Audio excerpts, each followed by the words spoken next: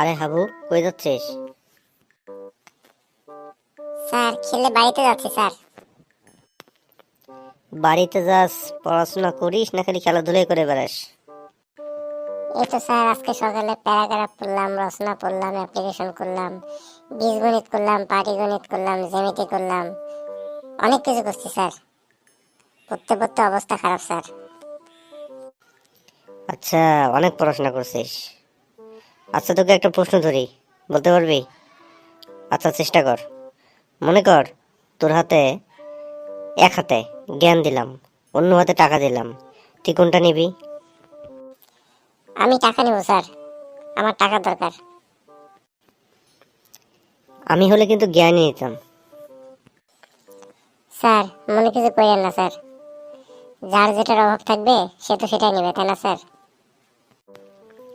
তুই কি এটা আমারে বুঝাইলি? না স্যার, কি যে বলেন স্যার। আসি স্যার, আম্মা আবার কিছুক্ষণ পরে খোঁজাখুঁজি করবো।